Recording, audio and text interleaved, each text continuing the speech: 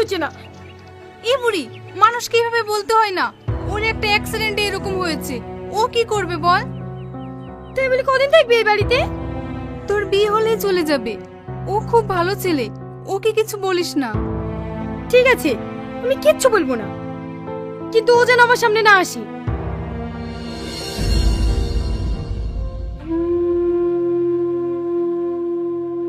বাপ, ওর কথায় কিছু মনে করো না, ওর হয়ে আমি ক্ষমা চাইছি। আরে আর আপনি ক্ষমা চাইছেন কেন? ওর কথায় আমি কিচ্ছু মনে করিনি।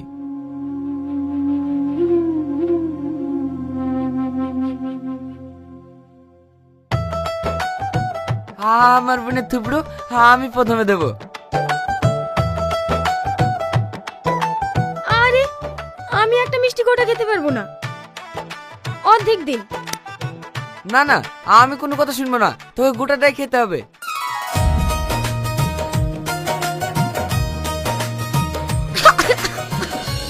বোন, ওই বোন।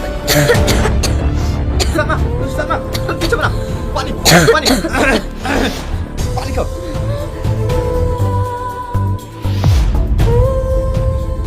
Sorry sorry.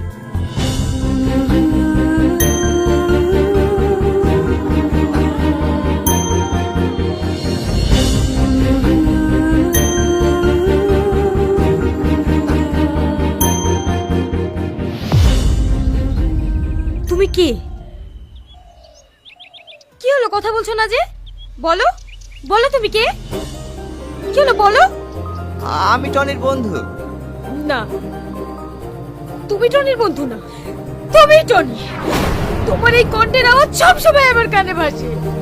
তোমরা কেন আমার সাথে এমন অভিনয় করছো? আমি কি করেছি? সত্যি করে বলো না, তুমি আমার সেই টনি? হ্যাঁ, আমি সেটা না, সে তোমার যোগ্য না।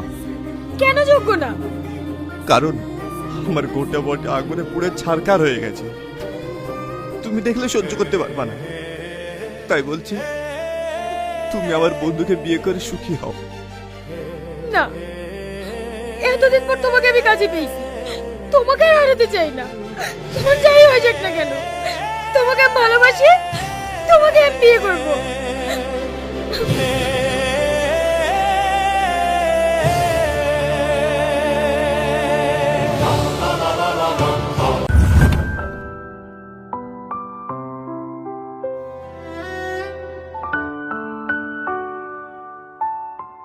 কি ব্যাপার, তুমি এখনো ঘুমাওনি যে? হ্যাঁ, তো রাত হয়ে গেছে, শরীর খারাপ করবে না? আমার ঘুম আসছে না। তাই বললে হয়? তুমি সব, আমি তোমাকে ঘুম পাড়িয়ে দিচ্ছি।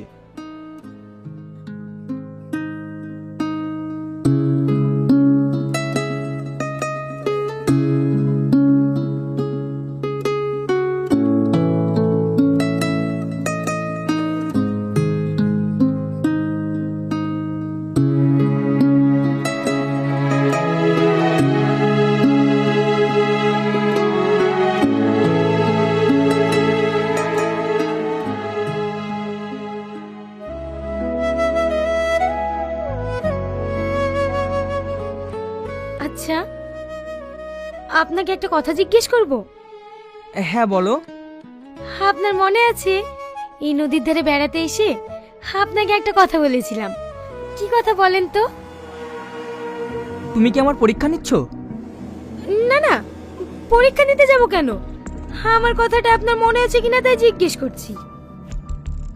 মনে থাকবে না কেন? তুমি বলেছিলে, টনি, যতদিন এই নদী দিয়ে জলের স্রোত বইবে ততদিন আমাদের ভালোবাসা অটুট থাকবে। মিথ্যা কথা, এ কথা আমি কখনোই টনিকে বলিনি। আর আমি নদীর ধারেও কখনো বেড়াতে আসিনি। সত্যি করে বলেন, আপনি কে? সত্যি বলছি, আমি টনি। না, আপনি টনি না। আমার প্রথম থেকেই সন্দেহ হয়েছিল। আমি টনির কণ্ঠ খুব ভালো করে চিনি। আমি আপনার কাছে হাত জোড় করছি, আপনি সত্যি করে বলুন না আপনি কে? তুমি যখন সব ধরেই ফেলেছো, আমি আর কোনো কথা গোপন করব না। আজ আমি তোমাকে সব সত্যি কথা বলবো। আমি টনি না, আমি টনির বন্ধু। কি? টনির বন্ধু?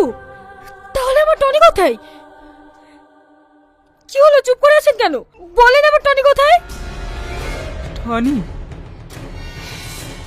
ও আর এই দুনিয়াতে নেই। না, আপনি আবার আমাকে মিথ্যে কথা বলছেন। সত্যি করে বলেন না আমার টনি কোথায়? জানি তুমি আমার কথা বিশ্বাস করবে না, তোমার মাকে জিজ্ঞেস করো, তাহলে তুমি সব প্রশ্নের উত্তর পেয়ে যাবে।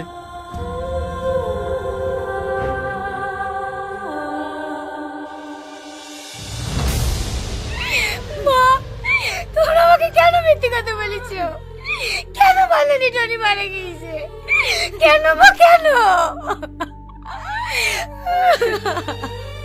সালমা, তুই একটু শান্ত হ মা। আমাকে তোমরা আমার গায়ে হাত দেবে না। তোমরা সবাই মিথ্যেবাদী। তুই এভাবে বলিসনি, আমরা মিথ্যাবাদী না। তোমরা এত বড় কথা কেন আমাকে বলনি? অনেকেই বাবার সামনে কেন টনি সাজিয়ে রেখেছো? দেখ মধু, ও টনি সাজতে চাইনি, আমরাই জোর করেছি। যেটা করেছি তোর ভালোর জন্যই করেছি। আমার ভালোর জন্য? হ্যাঁ, তোমার ভালোর জন্য। সেদিন টনি,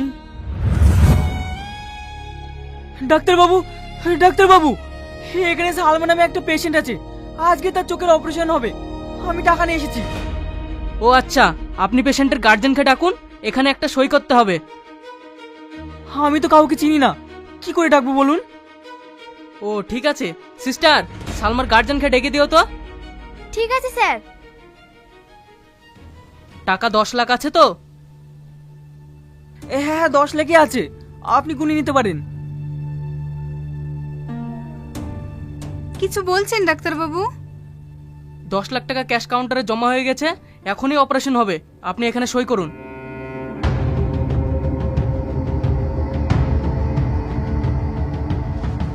তাহলে টনি কই?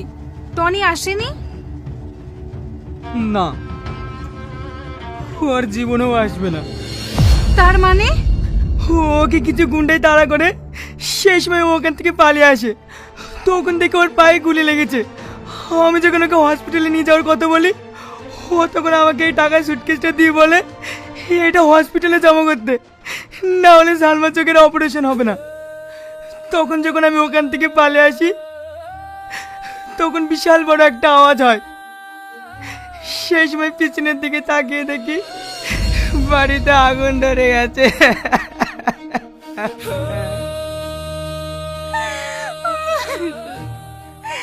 এত কিছু হয়ে গেছে। সালমা যদি টনির মারা যাওয়ার কথা জানতে পারে, ও তো কাঁদতে কাঁদতেই পাগল হয়ে যাবে। ওকে আমরা কি করে সামলাবো গো? না না, এই সময় পেশেন্টকে কান্না করতে দেওয়া যাবে না। অপারেশন করার পরও যদি কান্না করে, পেশেন্ট সারা জীবনের মতো অন্ধ হয়ে যাবে, ভালো করার কোনো চান্সই থাকবে না।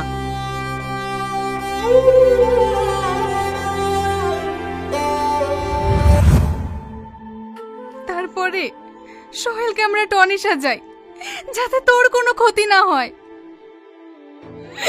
বড় ক্ষতি আর কি হবে মা? বড় ক্ষতি তো হয়ে গিয়েছে। ও আমার জীবন সঙ্গে হারিয়ে গিয়েছে মা।